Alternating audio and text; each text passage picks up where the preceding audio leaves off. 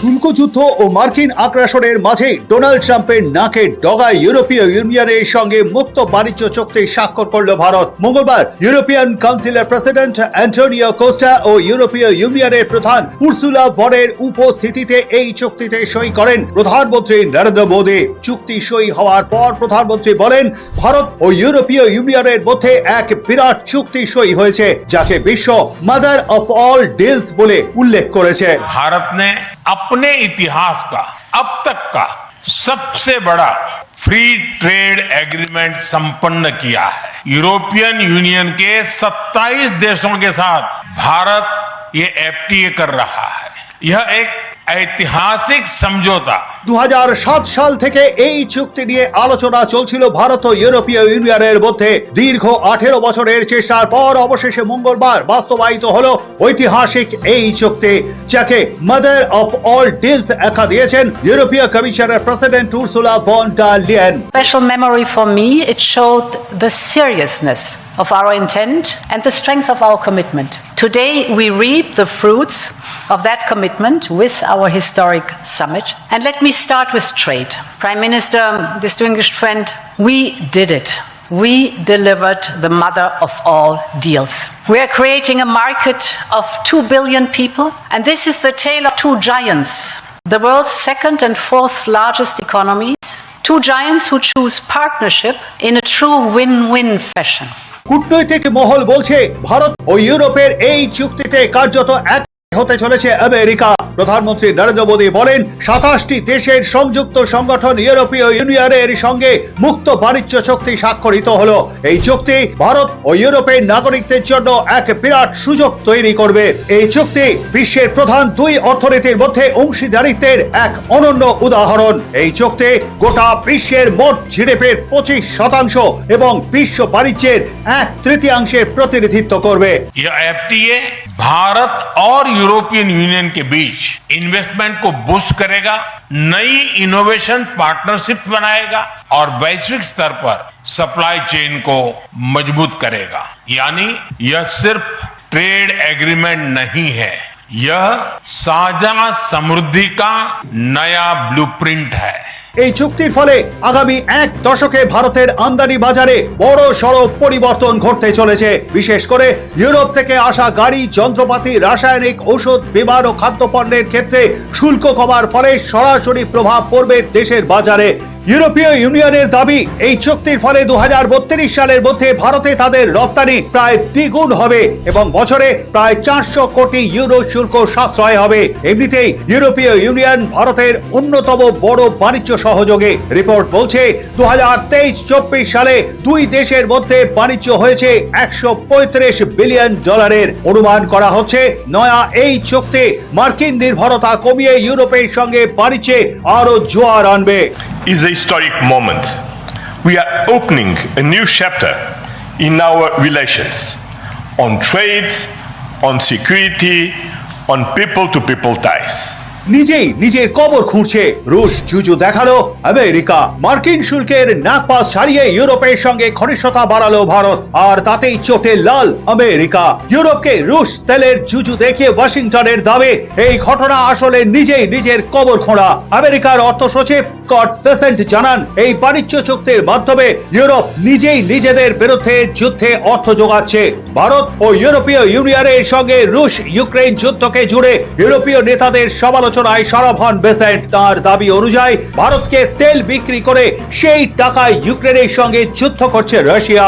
এই ঘটনা বন্ধ করতে ভারতের ওপর 25% শুল্ক চাপিয়েছে আমেরিকা। শুধু আমেরিকাই নয়, এই যুদ্ধের শুরু থেকে ইউক্রেনকে সমর্থন করে এসেছে ইউরোপও। এই অবস্থায় ভারত ও ইউরোপীয় ইউনিয়নের মুক্ত বাণিজ্য চুক্তি প্রসঙ্গে বেসেন্ট বলেন, বুঝতে পারছে না কিভাবে নিজেরাই নিজেদের বিরুদ্ধে যুদ্ধে অর্থ যোগাচ্ছে। আমেরিকার যুক্তি অনুযায়ী রাশিয়ার থেকে কেনা তেলের মাধ্যমে ভারতের উৎপাদিত পণ্য কিনবে ইউরোপ, যার অর্থ হলো ইউরোপ সেই পণ্য কিনে ঘুরিয়ে রাশিয়াকে সাহায্য করবে। বৈশ্বিক বাণিজ্যে বড় রাজনৈতিক বার্তা। মোদির মতে, ভারত ইইউ বাণিজ্য চুক্তি বিশ্বের দুই বৃহত্তম অর্থনীতির মধ্যে সহযোগিতার এক অনন্য দৃষ্টান্ত। তিনি বলেন, এই চুক্তি বিশ্ব জিডিপির প্রায় 25% এবং বৈশ্বিক বাণিজ্যের প্রায় 1/3 প্রতিনিধিত্ব করে। এটি শুধু বাণিজ্য নয়, গণতন্ত্র ও আইনের শাসনের প্রতিও যৌথ প্রতিশ্রুতি দৃঢ় বার্তা দেবে। প্রধানমন্ত্রী আরো বলেন, এই চুক্তি সাম্প্রতিক ভারত ব্রিটেন বাণিজ্য শক্তির পরিপূরক হিসেবে কাজ করবে এবং ভারতের শিল্পোৎপাদন ও পরিষেবা ক্ষেত্রকে নতুন উচ্চতায় পৌঁছে দেবে। आज ग्लोबल ऑर्डर में बड़ी उथल पुथल है। ऐसे में भारत और यूरोपियन यूनियन की साझेदारी अंतर्राष्ट्रीय सिस्टम में स्थिरता को मजबूती देगी।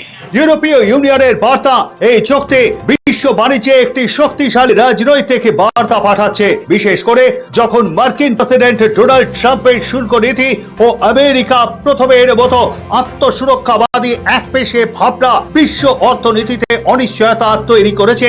এই চুক্তি শুধু অর্থনৈতিক নয়, বরং রাজনৈতিক ভাবেও একটি কৌশলগত অবস্থান নির্দেশ করে, যা ক্রমবর্ধমান শুল্ক যুদ্ধের বিরুদ্ধে একটি যৌথ প্রতিবাদ। I'm the president of the European Council, but I'm also an overseas Indian citizen.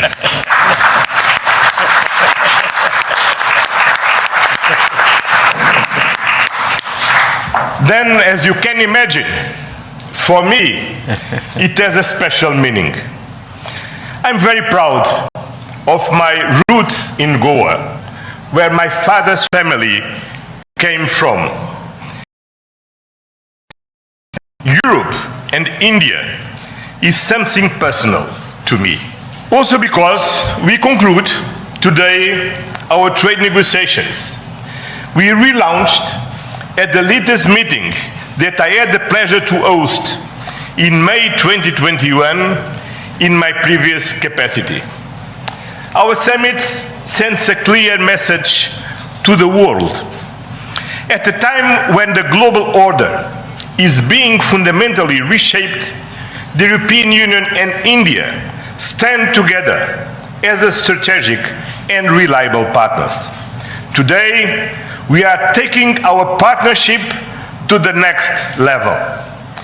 As the two largest democracies in the world, we are working hand in hand to deliver concrete benefits for our citizens and to shape a resilient global order that underpins peace and stability, economic growth, and sustainable development. আমেরিকার সঙ্গে বাণিজ্য চুক্তি না হওয়া এবং তারপর বিরাট শুল্কবান আছড়ে পড়া, দুয়ে মিলে বেশ ধাক্কা খেয়েছে ভারতের বাজার। সেই লোকসান সামাল দিতে বিকল্প বাজারের সন্ধান করছে ভারত। অন্যদিকে গ্রিনল্যান্ড ইস্যুতে ইউরোপের একাধিক দেশের সঙ্গে শুল্ক যুদ্ধে জড়িয়েছেন ডোনাল্ড ট্রাম্প। ফলে মার্কিন প্রেসিডেন্টের প্রতি আস্থা হারাচ্ছেন ইউরোপীয় নেতৃত্ব। এই ডামাডোলের মাঝে ভারত ইউরোপের এই ঘনিষ্ঠতা ট্রাম্পকে একঘরে করল বলেই মত ওয়াকিবহাল মহলের। সব মিলিয়ে এই চুক্তি ভারতের বাজারকে ইউরোপীয় রপ্তানিকারকদের জন্য এতটাই খুলে দিল, যা আগে কখনো হয়নি। অন্যদিকে ভারতের জন্য এটি একদিকে যেমন উপভোক্তাদের কাছে সুখবর, তেমনি দেশীয় শিল্পের জন্য বড় চ্যালেঞ্জও বটে। বিশেষ করে অটো, যন্ত্রপাতি, রাসায়নিক এবং মেডিকেল যন্ত্রপাতি নির্মাণ শিল্পে ইউরোপীয় প্রতিযোগিতা অনেক বেশি শক্তিশালী হয়ে উঠবে। এগুলিতে ভারতীয় সংস্থাগুলিকে এখনই নিজেদের প্রযুক্তি, মান ও উৎপাদন খরচের দিকে নতুন করে নজর দিতে হবে। ব্যুরো রিপোর্ট, সময় কলকাতা।